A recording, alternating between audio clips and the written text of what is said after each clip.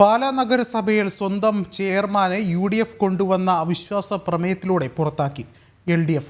മുന്നണി ധാരണ പ്രകാരം കാലാവധി പൂർത്തിയായിട്ടും രാജിവെക്കാതിരുന്ന കേരള കോൺഗ്രസ് അംഗം ഷാജു വി തുരുത്തനെയാണ് ചെയർമാൻ സ്ഥാനത്ത് നിന്നും തുരത്തിയത്. എന്നാൽ അവിശ്വാസ പ്രമേയം കൊണ്ടുവന്ന UDF അംഗങ്ങൾ വോട്ട് ചെയ്തില്ല.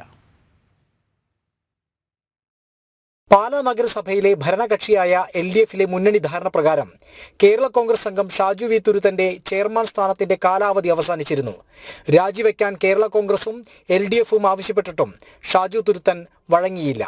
ഒടുവിൽ തുരുത്തനെ തുരുത്താൻ UDFിന്റെ അവിശ്വാസ പ്രമേയത്തെ തന്നെ ഉപയോഗിച്ചു LDF.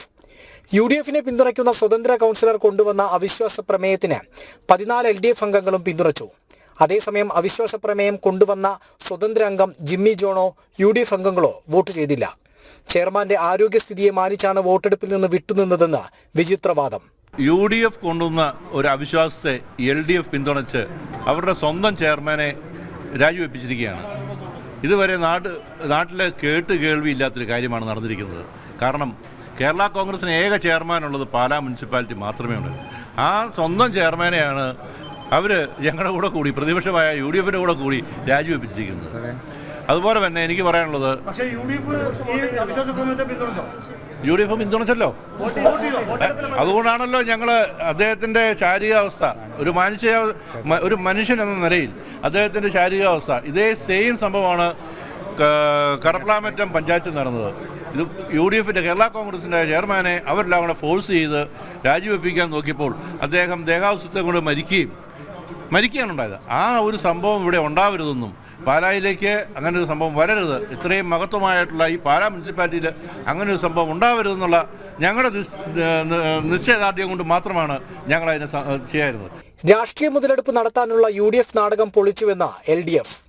രാജിവെക്കലെന്ന് ഉറച്ച നിലപാടെടുക്കുമ്പം ഭരണകക്ഷി മുന്നണിയും അതിൻ്റെ നേതാക്കന്മാരും ഒരു നിലപാടെടുക്കുന്നുള്ളത് അണ്ടർസ്റ്റുഡാണ്. അതിൽ നിന്ന് രാഷ്ട്രീയ മുതലെടുപ്പിന് ശ്രമിച്ചു, അതിവിടെ പരാജയപ്പെട്ടു.